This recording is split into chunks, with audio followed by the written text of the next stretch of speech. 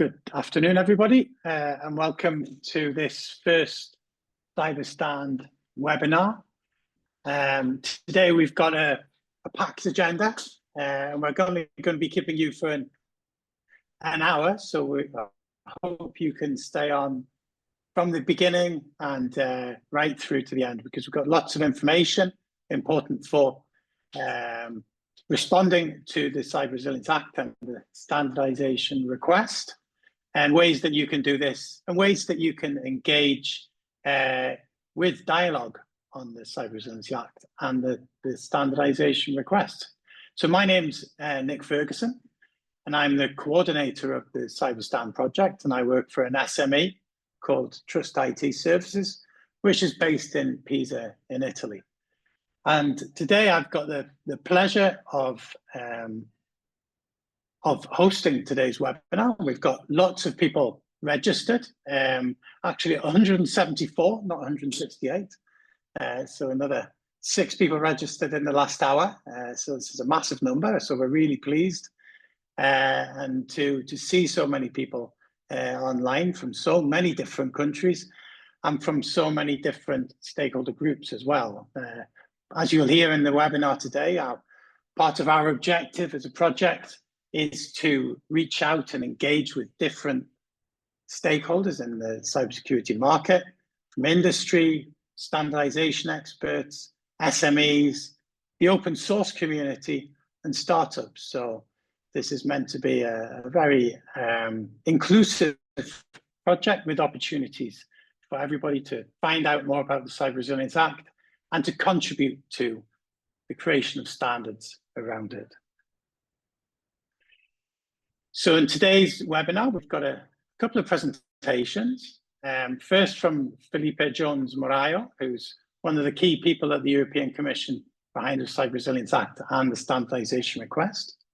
And then an overview of the CYBERSTAND project. And then we'll be joined with for a roundtable about the Cyber Resilience Act and the various priorities and how the CYBERSTAND project is addressing this and trying to support greater engagement here. So I'm not sure if Felipe is online yet. No, Luigi, has he joined us? Not yet. Okay, so what we'll do is we'll shift the agenda around just slightly and give you just an overview of the CYBERSTAND project to start things off. And then we'll get more background into the Cyber Resilience Act and standardization request behind it when Felipe joins us. So the CYBERSTAND is a brand new project. We're a coordination and support action, funded under the Digital Europe programme, and we run for 3 years, as you can see here. And we have a budget of around €3 million. Now, a large chunk of this budget actually is money that we give away. So we give out to people who are interested in contributing to the creation or the adaptation of standards, so that the various items within the standardization request for the Cyber Resilience Act are met. And Cyber Resilience Act, of course, is a huge piece of legislation with great significance on the market, not just within Europe or for European stakeholders, but beyond Europe as well. So anybody wishing to do business in Europe will need to comply with the Cyber Resilience Act. So this is extremely far-reaching, and strong engagement and input, not just from the standards community, but also from the market, from consumers, from SMEs, and from the open source community is something which is very important, in particular in the bottom-up way in which standards are developed. So our project, as I said, we focus on many stakeholders, and I put some of them along the bottom, some of those which are perhaps not always in the dialogue with when the issue of standardization comes up. And this is one of our main objectives, is to engage these groups in meaningful dialogue and contributions to how how the standards are developed. So we will be delivering a series of events like this webinar and engagement opportunities with these groups, not only to have them contribute, but also to raise awareness of the priorities and what will happen when the Cyber Resilience Act comes into force in 2027, and people will have to comply. We'll come to other parts of the priorities within the project, such as the funding facility, whereby people can apply for funding to contribute to standards, and also in terms of creating a working group which bridges this gap in terms of knowledge and dialogue around this topic. You can see we are going to be very busy in the next 3 years, so it's great that we've got so many people joining us today. And we'll be having regular outreach, newsletters, and events and webinars like this over the next 3 years. Actually, I'll take a step back to this slide because we have the people you can see with their cameras open are part of our consortium, which is, as you can see, extremely strong and compact when it comes to this topic. So we have the European Cybersecurity Organization, who will be leading the creation of a working group made of these constituents that I mentioned before. The European Digital SME Alliance, who are a bridge to the SME community. Of course, it's essential that the SME community knows about the Cyber Resilience Act and its implications and the compliance necessities which they'll come across. And then we have 3 very important organizations in this field, ETSI, CEN, and CENELEC, who of course are the European standardization organizations who are taking forward the development of these standards and in order to ensure they are harmonized European standards. So let's take a look at the first area. So I mentioned that funding is available for people who are interested in contributing to the development of standards or cybersecurity priorities. We have 6 specific service procedures. This is what we call them. So 6 rounds of timing where people can apply for funding to carry out this work. We have 3 different types of ways that you can do this with different lengths of time that you can work on these applications that you can make. And the funding should contribute to the standardization activities related to the current standardization request, which is currently in draft. Our first specific service procedure is currently open and it closes on October the 4th. So you've still got a few days to make the application. And as I said, there's 1.5 million euro available for these types of activities over the next 3 years. We are also making a call for evaluators for these specific service procedures. So the people who will actually evaluate and decide what's suitable to be funded. So we're very interested in reaching out to people who are interested in taking part in the evaluations. This work is also paid as well, so you'll not be doing anything for free. The evaluations are paid for too. So this is an important thing to say. As I said at the beginning, we're very keen for representatives of SMEs, startups, consumers, and also members of the open source community to apply for the specific service procedures, as well as people working already in the standards area. Now, I've highlighted these stakeholder groups at the top, SMEs, startups, consumers, European projects as well. So Digital Europe Programme and Horizon Europe Programme projects and the open source community. Now, these are normally people who are perhaps not always at the table when discussions around standardization takes place. So one of the objectives of our project is to bring them to the table. And later on, we'll have a panel where you can see the members of the consortium will be discussing these activities further. And Matteo from EXO will be giving a bit more information around this. But the idea is to create a group where discourse and needs from the various sectors and areas of expertise come to the fore, and influence the dialogue around the standardization request. It's very important that consumers and the providers and communities such as the open source community have a say in the standardization request if the implementation of the Cyber Resilience Act is going to be a success. So we'll be opening registration for the working group shortly. And then this is a great opportunity for you to meet other people and have dialogue and get involved and influence the requirements and how the standardization request is met. I also mentioned the SMA community, and often the SMA community perhaps has difficulty in terms of resources and time to really look in advance at what major legislation such as the Cyber Resilience Act means to them. And again, if they are operating within Europe, then they need to be fully compliant with the rules and they need to get ready. And James will be mentioning later in the panel the services and guidance and training that our project will be delivering to this community.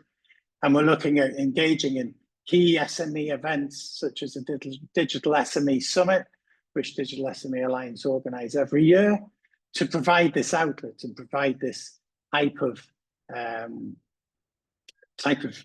training and guidance so that people are equipped and understand what's ahead. We'll be having some public consultations as well, so there'll be lots of opportunities for the SME community to fully interact and contribute here. So again, inclusiveness and really trying to get a dialogue going with these groups so that they are included in these discussions around the standards and how they are developed. So that's my quick overview. And what I'd like to do now is ask Luigi if Felipe has joined us yet. Yes. I see him. Yes, I do. Yes, I do. Okay, wonderful. So Felipe, welcome to our webinar. And I'll just close my screen. So I'll stop sharing. And over to you, Felipe. So Felipe is one of the key people around the Cyber Resilience Act and the standardization request in particular, and has been very helpful to us in terms of helping us understand the requirements the Commission have and the clear role that the CYBERSTAND project has in bridging and supporting over the next 3 years. So Felipe, over to you. Thanks very much, Nick, and hi everyone. Good to be in this workshop. Indeed, as Nick just said and as he explained, we see CYBERSTAND as playing a really important role in supporting the implementation of the CRA, in particular the CRA standards. So we really welcome the engagement from everyone with this project. And so I've been asked to provide a presentation on the CRA and the CRA standardization request in particular. So I think I don't have a lot of time, so let me just dive in quite quickly. I assume that most people on the call are already a little bit familiar with the CRA. Basically, we just want to kind of remove some of the holes in the products placed on the European market. This is based on the new legislative framework of the EU product legislation. So manufacturers are asked to place a CE marking on a product. Importantly, this also applies to the distributors and the importers of products. I think another important point about the CRA is that it applies to both hardware and software. It does have some exclusions in its scope, like certain sectors that already have cybersecurity legislation, medical devices, automotive, aeronautics, things like that. but it applies to quite a vast scope, and as I say, covers both hardware and software. In particular as well, the essential requirements cover the whole life cycle of the product. So not just the design and development, but also once it's placed on the market, there are obligations to do vulnerability handling and reporting. And importantly, those reporting obligations will actually continue even after the support period is over. Then, of course, one of the things that brings us here is this idea of the harmonized European standards and the standardization work. So those are going to underpin a lot, I think, some of the compliance, and really they're meant to reduce the burden on manufacturers and to facilitate. So again, this is also why CYBERSTAND has been set up to try to encourage interested stakeholders, manufacturers, and any other interested communities to come and participate in the standardization work, because we see that this is such a good way of giving more information to the market about what is necessary to comply, while at the same time having that discussion as a consensus-based discussion within a group of stakeholders. It really tries to catch the best of both worlds, and that's why we're really supporting the harmonized standards for CRA compliance. I think I just also wanted to say quickly that, you know, like the NLF in general, the CRA is risk-based, and so that's going to be very important. You see different product categories, for instance, and so they kind of represent a certain form of a risk-based assessment from the legislator, different product categories fitting in different risk categories. But it's not just that, it's for every single product, even if they're only self-assessing, the whole CRA is applied based on their risk assessment. So it's really risk-based all the way down. And so that means that we expect that to be reflected in the standards as well. And that for each essential requirement, there would be different implementations for different risk levels. Again, in order to allow manufacturers to choose what is a proportionate application of the CRA to their case, to the intended purpose and the reasonably foreseeable use, but also to ensure that there is some coherence and convergence in how people are thinking about these risk levels.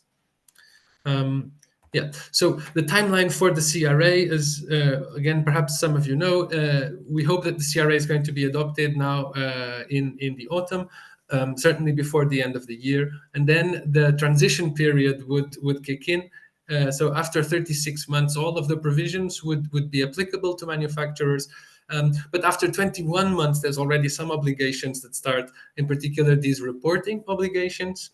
And so for the standards, we would like to have the publication of the harmonized standards about 1 year before the entry into application.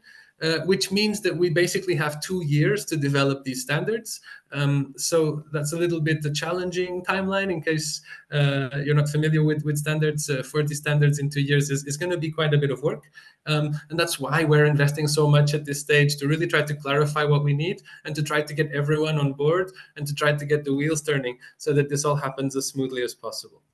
Importantly, I also wanted to highlight that if we have 2 years to develop these standards, I don't know if you can see my mouse pointer, but if we have 2 years to develop these standards, it takes roughly 1 year to just adopt a standard, which leaves us only 1 year to actually develop it and draft it. You know, the kind of the first draft where really a lot of the discussions will be taking place is going to be happening over the next few months.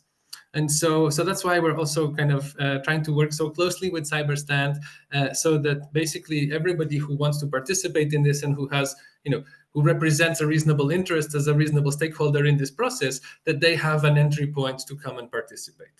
So we're really trying very hard to support the participation. So I really welcome that there's, I think, a considerable number of people on the call, and I hope that you'll find this session enlightening. Also, just to say quickly then that so this is part of broader CRA implementation. Okay, so there's also the technical descriptions of the important and critical products has been one of the early works that we have accelerated. This is not only to provide a legal certainty about which products are in which categories, but crucially to support the standardization work, because of course there's a different incentive if you are in an important or critical category than if you're just in a default category. Again, this doesn't mean that these products are not anyways covered by the CRA itself. And crucially, it's always going to depend on the risk assessment, how manufacturers need to comply. But it's useful. We know that the descriptions and the definitions are a confusing part in the beginning, so everybody kind of knows where they stand. So we've been accelerating this process with some workshops over the last few months. And the idea is to have a public consultation on this as soon as possible, hopefully before the end of the year.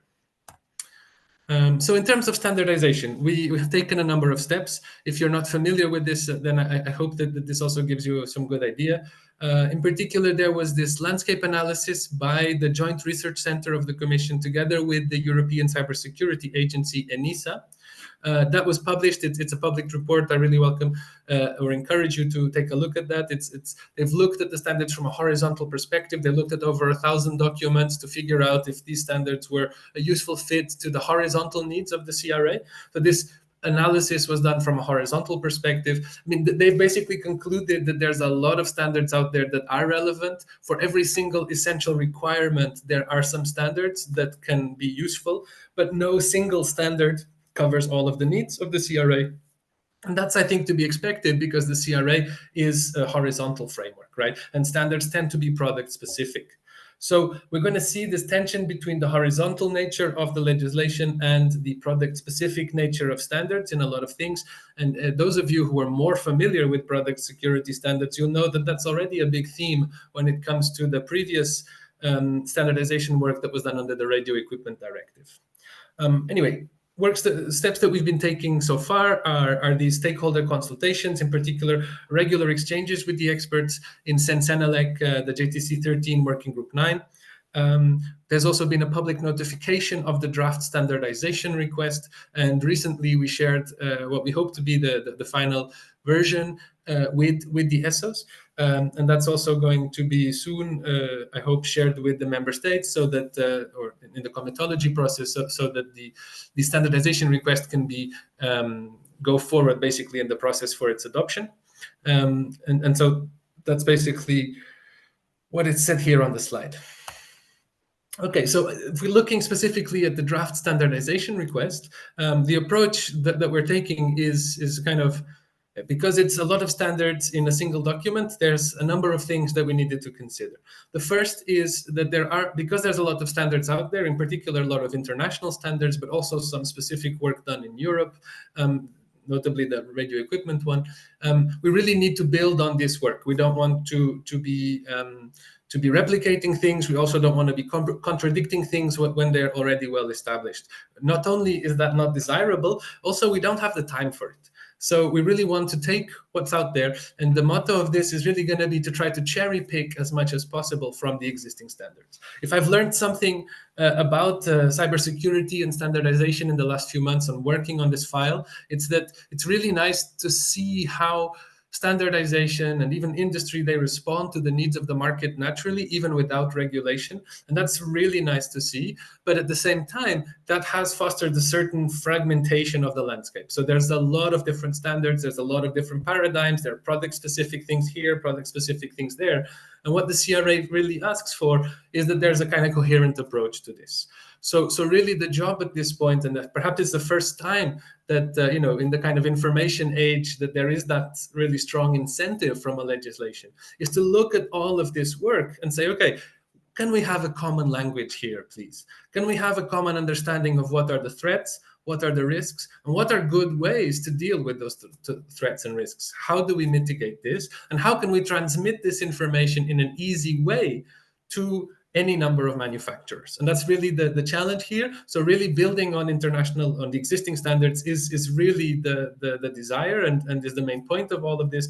So again, if you have experience and expertise in these topics, that's going to be very welcome. But of course, there's also this notion that the CRA has the essential requirements that are horizontal, and then it also needs to apply to any individual product through a manufacturer risk assessment. So not only are we wanting to have horizontal standards, but also vertical standards. And here again, we always want to continue working with the international and existing and European standards, but we want also to have this discussion between the horizontal and the vertical. Now, initially, there's only going to be so at the European level, we're going to try to have first kind of standards for the verticals, for the different products, and in the long term to have this horizontal convergence. So that's a bit kind of inspiration from the machine safety standards, which perhaps some of you are familiar with. And again, that's the kind of useful thing that we hope to have over the next few months with people who are going to be working with the CYBERSTAND grants or special service procedures. Is knowledge about the standards, of course. And the way that the machine safety standards work is they have a kind of pyramid. The type A just sets out the high-level objectives. Type B are the horizontal standards, and type C are product-specific. And what's really important is that the standards that really usually have the presumption of conformity are the type C standards. So it's at the product-specific level that it's easiest to achieve that granularity that is required for a product standard to have presumption of conformity. And so we're trying to basically cover all of these levels more or less in parallel. So we can expect that in the beginning, the first wave of standards is going to be a little bit more based on the existing work. And over time, there will be hopefully a convergence, not just to the European horizontal standards, but also as part of a broader international discussion. So as I say, in the standardization request, 41 deliverables, plus any supporting documents if they are useful, because of course, if you're here, you probably are aware that the domain of cybersecurity is dynamic and complex. It relies on knowledge of the environment, of threats, things like that. So there's many aspects here that need to be considered. And so maybe some supporting documents will be useful to help to systematize a bit the understanding of that.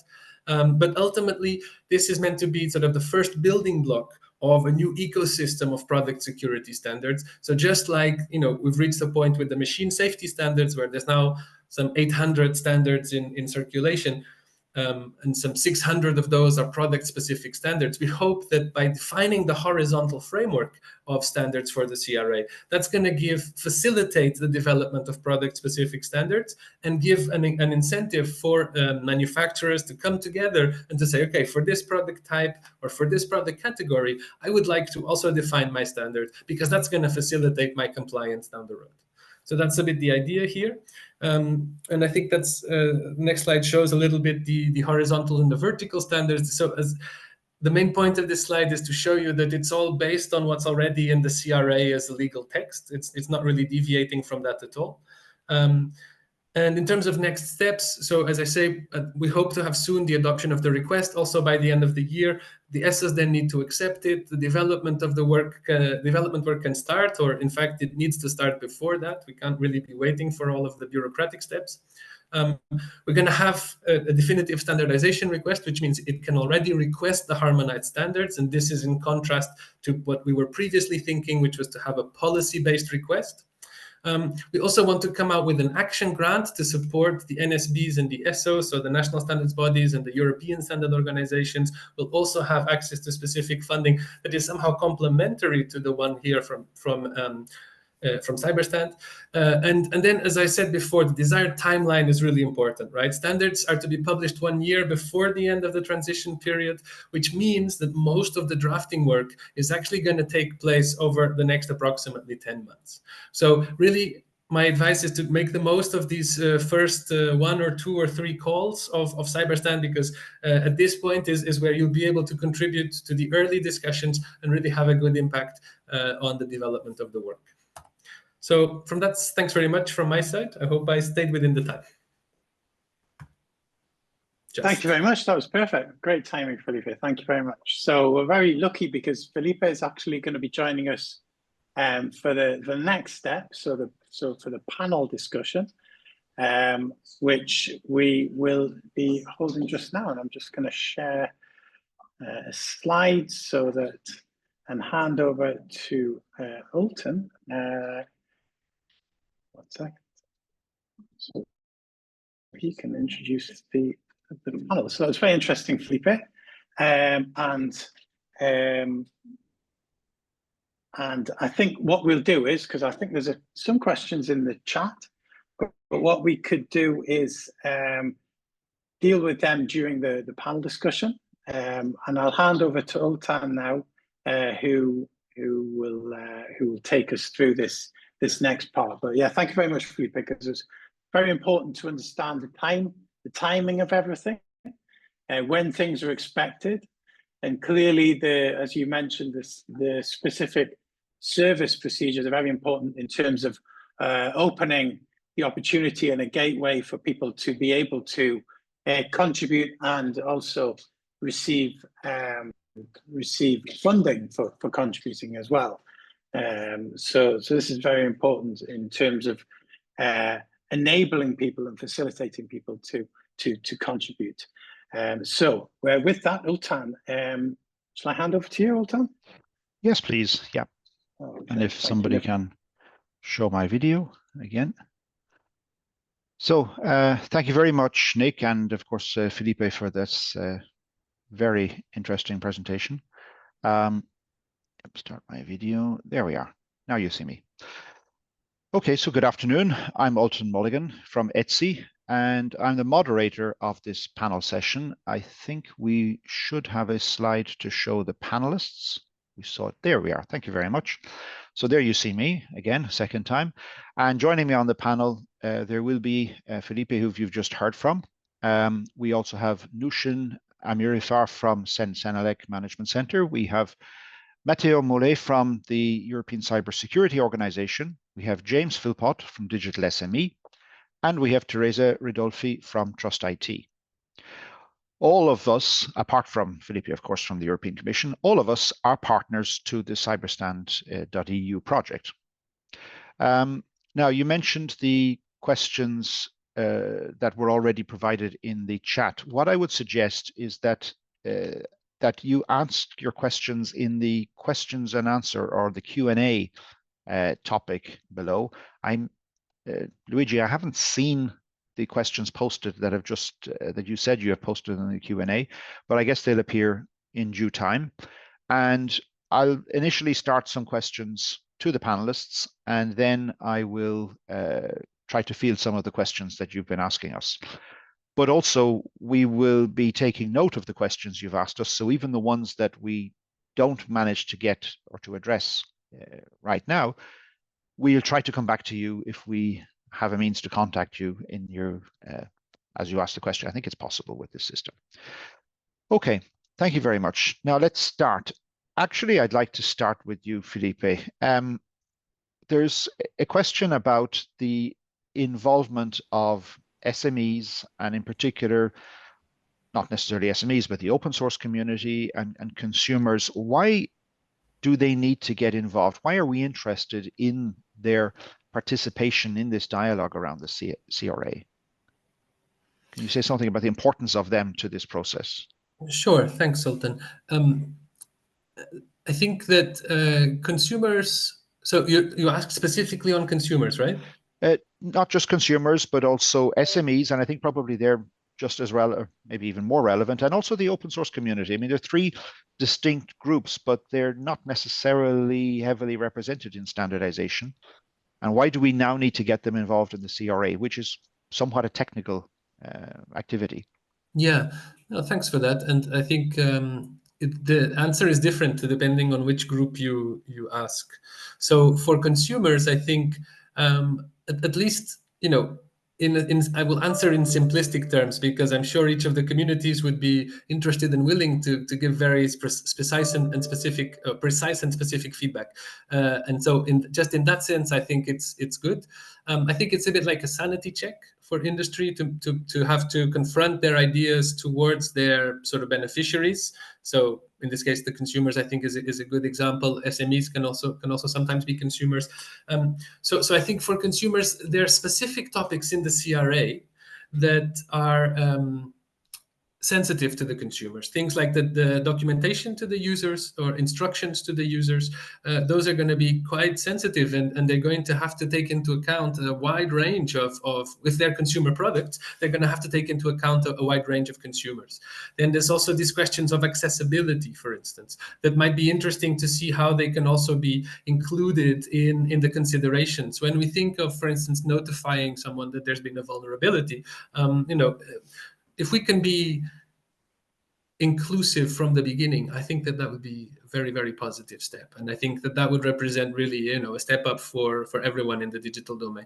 So we're trying to be, I think, as ambitious as we can be and open to what are the needs of consumers. And so I think, as you say, standardization can be a very technical field, so I think it is very difficult for consumer associations to really respond.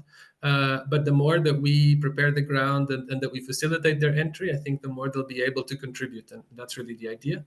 For SMEs, I think it's to kind of, again, have sanity check and to bring, I think SMEs are a really useful source of alternative expertise. Except from the experts that are in the big companies, there's also sort of expertise in SMEs, and I think that can be really useful. But also because they represent a different type of user of the standard. And they have less resources, and they have different constraints, and you tend to have different interactions with the supply chain. And so for that, I think it's really useful to have that perspective and experience, because it allows the standards to be a little bit more inclusive, also in a different sense, right? That that they're not so detailed on certain processes, especially things like management systems. In particular, anything that the legislation does not specifically ask for, that might be useful if you have large-scale operations, but may be too heavy if you have small operations. And that's where big industry will tend to have the incentive to include those extra procedures in order to facilitate their own life, which is great, that's fine. But for SMEs, that might not always be desirable.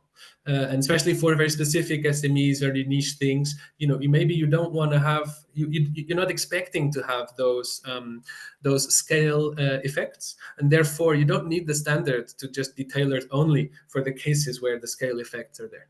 So you want the standard to also be sensitive for when you have small scale operations. Even if you're just developing a custom product, what does the CRA look like for you? Can the standard help you? Okay.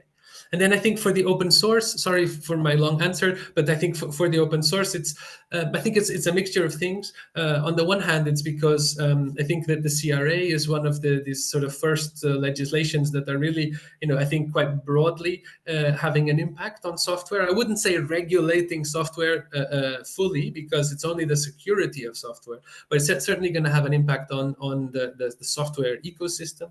And so because of that, we saw a big response from the open source communities and the open source ecosystem. And I think we're very sensitive to the need to support and to foster open source. I think we've not just we're sensitive to that, is that we also, I think, value and appreciate the ethos of the open source, and the public cause is in some ways related to that.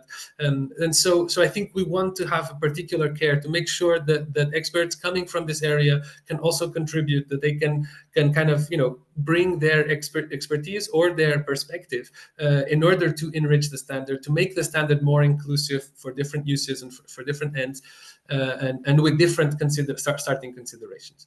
So I think that those three really cover different types of stakeholders that have different needs. And so, sorry if that was a too detailed answer. No, but I think it was very useful that you could go into that level of detail, because that really sets the scene for, I think, the rest of our panel discussion. And in fact, on the topic of open source, I noticed that just in the chat, I'm keeping an eye on it. There's already a question from somebody, Stuart, representing an open source foundation. How do we get involved? So I think, as Nicholas has already said to you in the chat, we're going to follow up with you directly rather than to spend the time on discussing it. But thank you very much for even asking that question. Now I'd like to move to James, who's representing Digital SME. In your opinion, how ready are the SMEs for the Cyber Resilience Act, either to participate or to make use of the standards that are comply with the standards that will be coming out? And what can CYBERSTAND do to help them? So this is an easy question to answer. There's something like 24 million SMEs in Europe, with a huge range of digital maturity and cybersecurity understanding. So it's impossible to give a definitive answer, but I would like to say, optimistically, they're not ready yet, in that sense that we have time to inform them, but also the cybersecurity requirements of the CRA are not beyond reaching. They're not incredibly onerous. And so if we the project, and also kind of just in general, the awareness raising efforts are there, then I think it's very feasible that SMEs will be ready. And we can kind of break down the landscape into maybe 4 different sectors. You have, broadly speaking, SMEs that don't meet the requirements and aren't aware of the CRA. You have those that don't meet the requirements, but they know the CRA is there, so they need to they know that they need to be working on this. These are most likely the biggest group.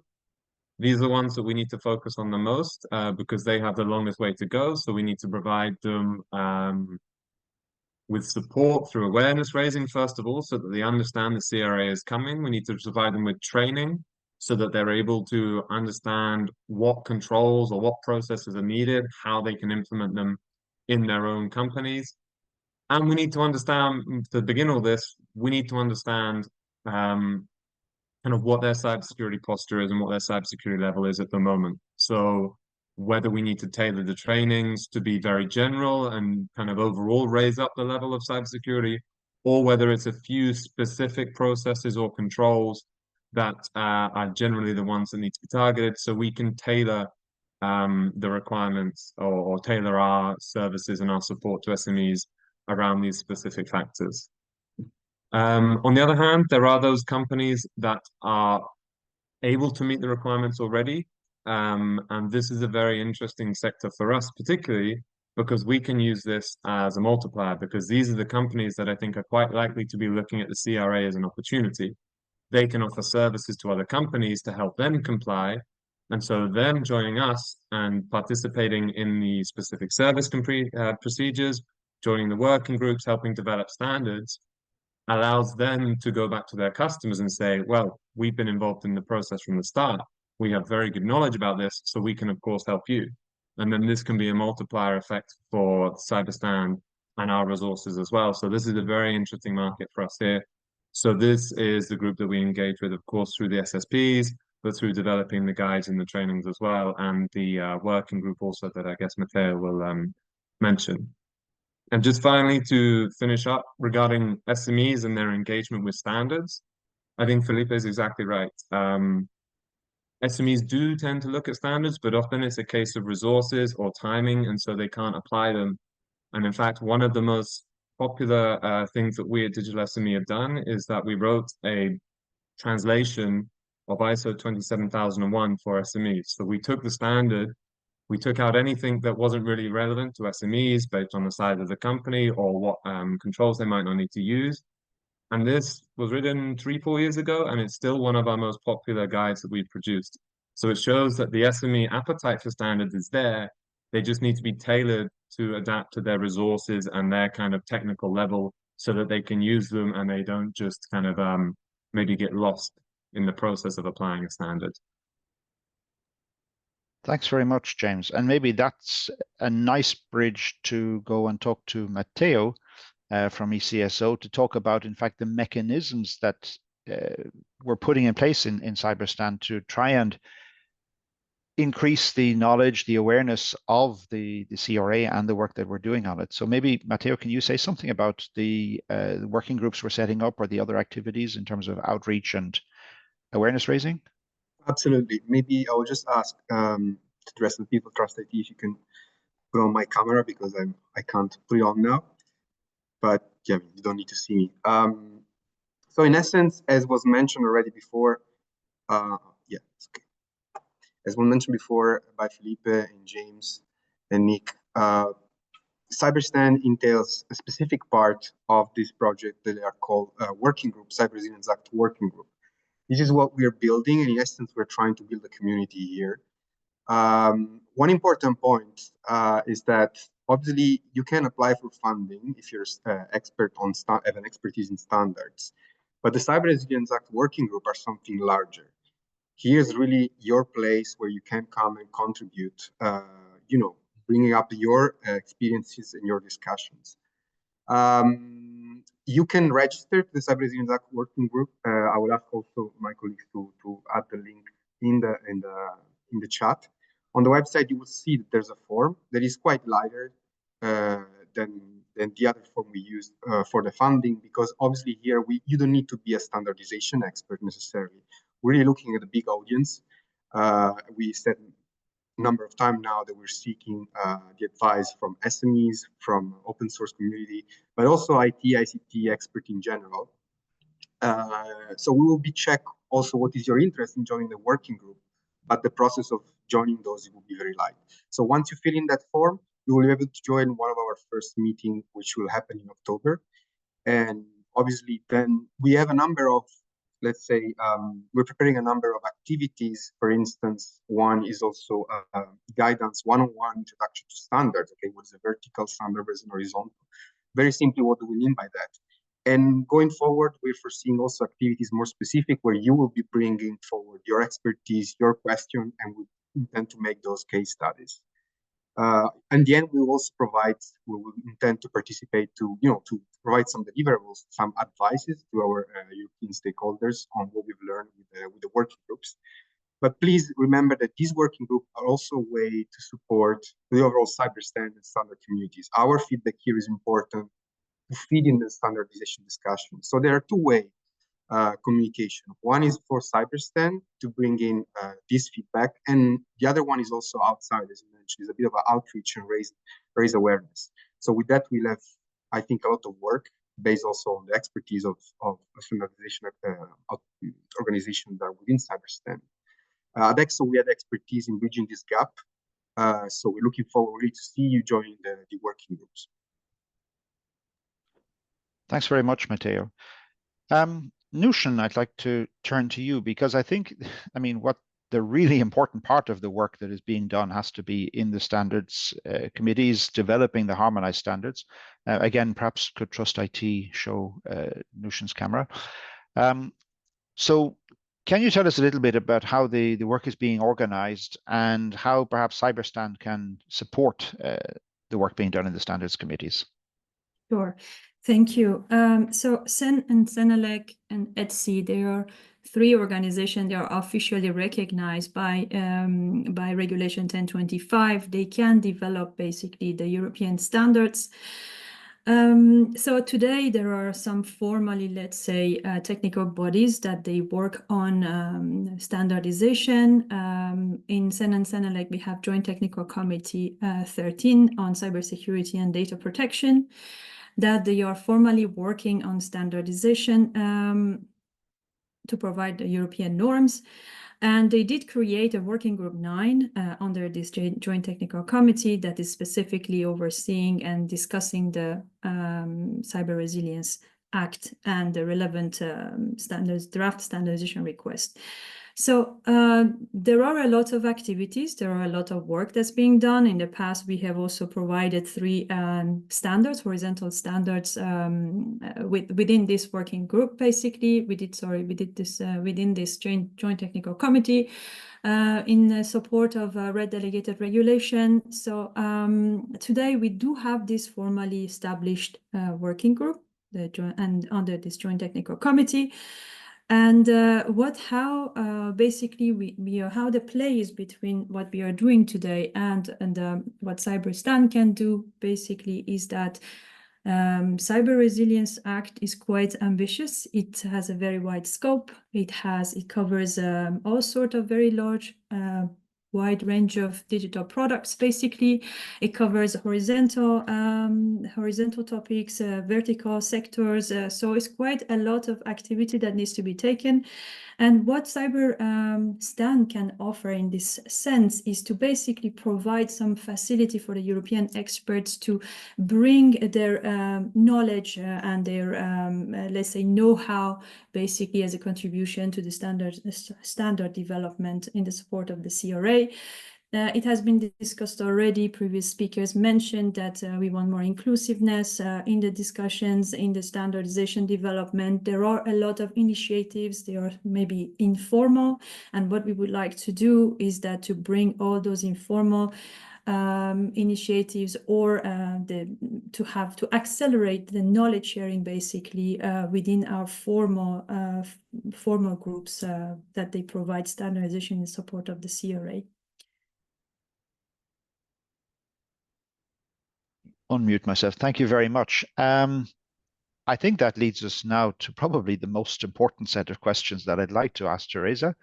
And that is, can you tell us a little bit more about the specific service procedures, the system of calls in CYBERSTAND? How can people apply for funding? What are the eligibility criteria? What are the timelines? This sort of questions, which Nick already touched on in his presentation, but I think people would like more details. Admittedly, the details are actually on the website as well.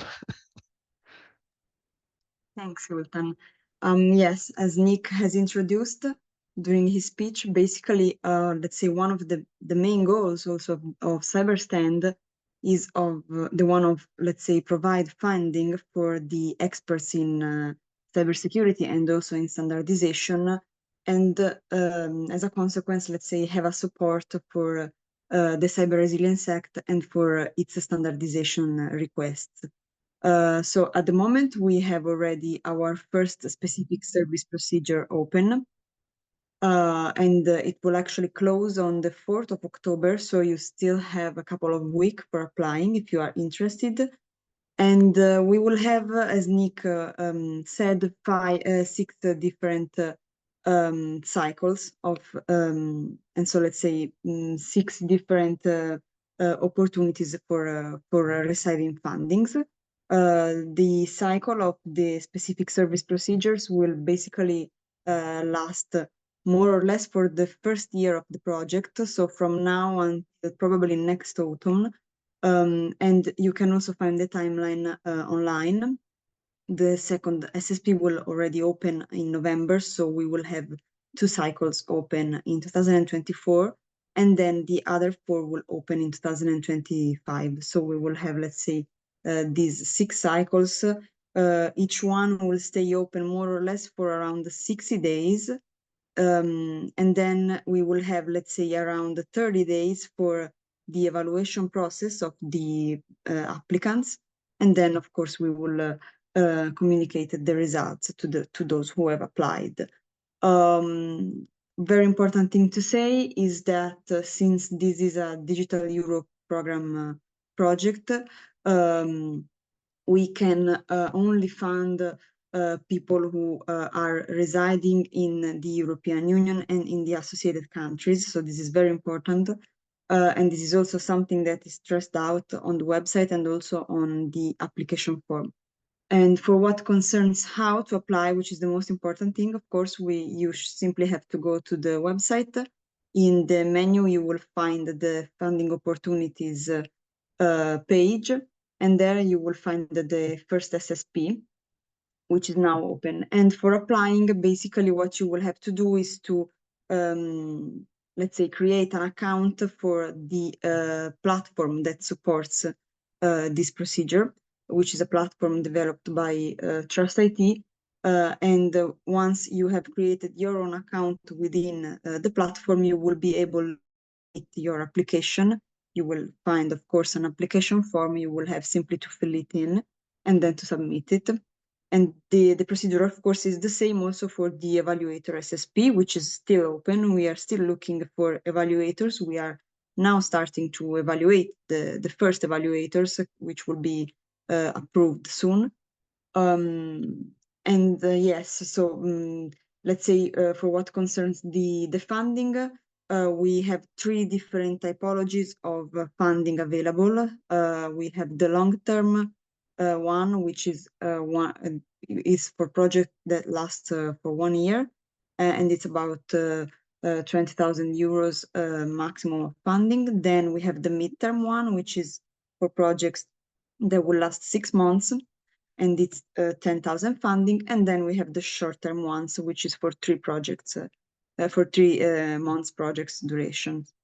And also the total amount of funding available for the whole, for the 6 cycles of SSP is 1,500,000 euros. So we will have basically 205,000 euros available for each call.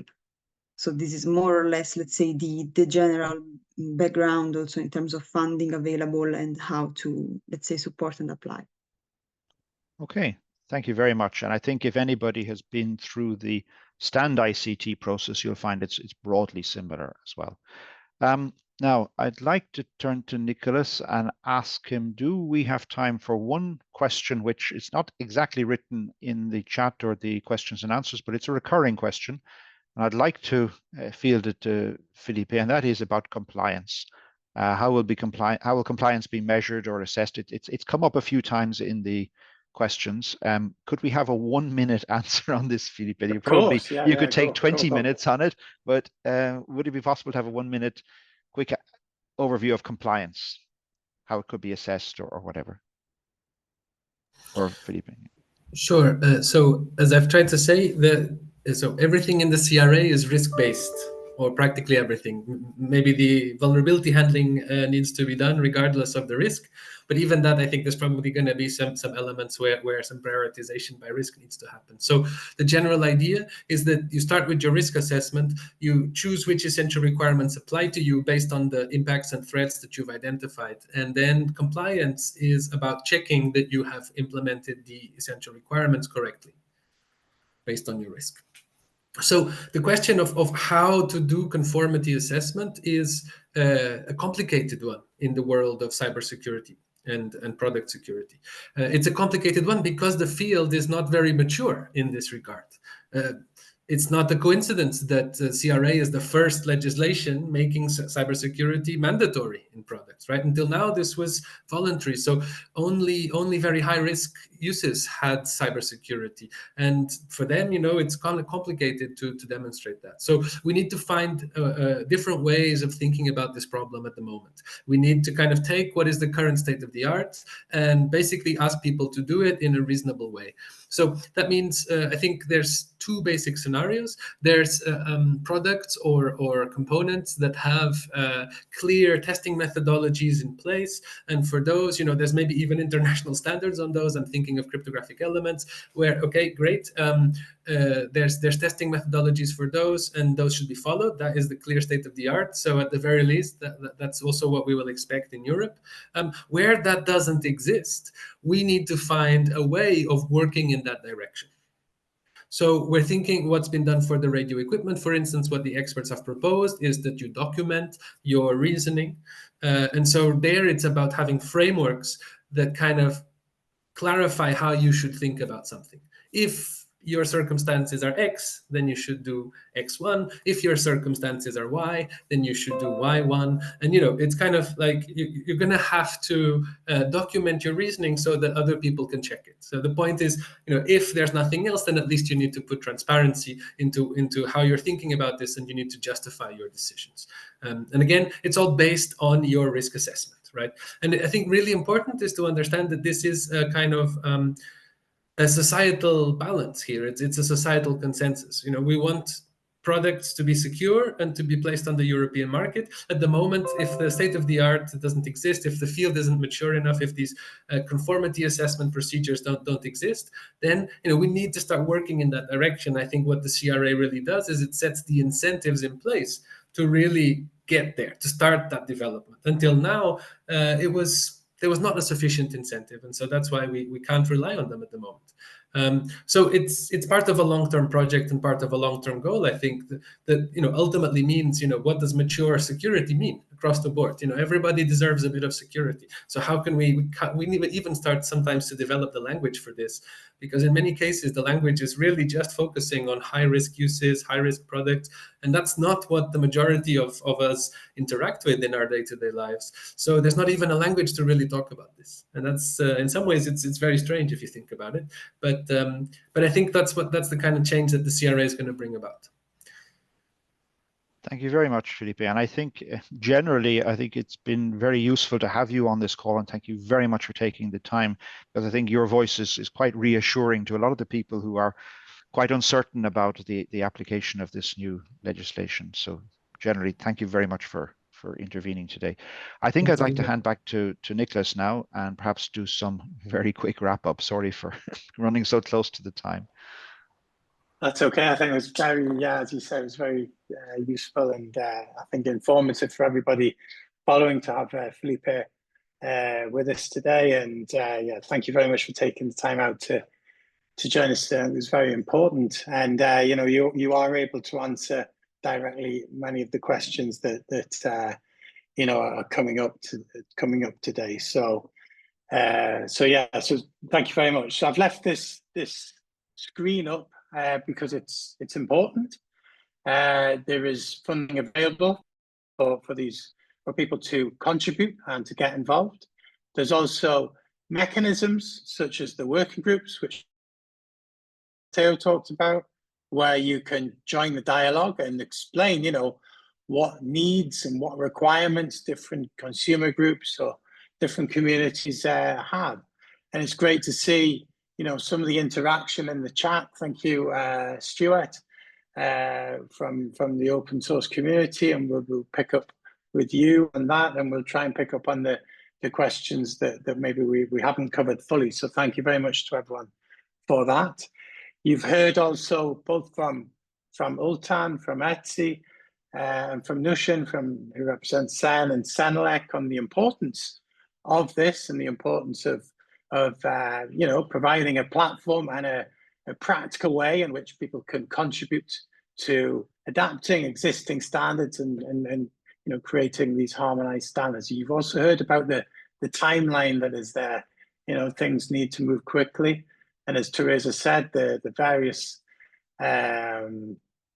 specific service procedures are stacked towards the beginning of our project, so that funding is available for people to contribute. Then, of course, you've heard from James on the importance of raising awareness and getting the SME community fully aware and fully involved and fully active and fully included. So I think inclusiveness was a key word. Nushin brought this up, you know, inclusiveness and incentives so that people comply and conform to the Cyber Resilience Act and what it brings, which is raising the bar in terms of cybersecurity across the board. So with that, I'd like to thank everybody, thank all of the panelists, thank in particular again Felipe, and thanking all of our audience as well for joining us and for staying on. We'll be having another webinar shortly, and do look out for us at events. We'll be at the Etsy Cyber Week coming up in October in Sofia Antipolis, and then we'll also be at the Digital SME Summit in December, which will be coming up there. So we look forward to meeting you in person, and do join the dialogues, do join the working groups, and have a nice rest of the day. Thank you very much, everyone.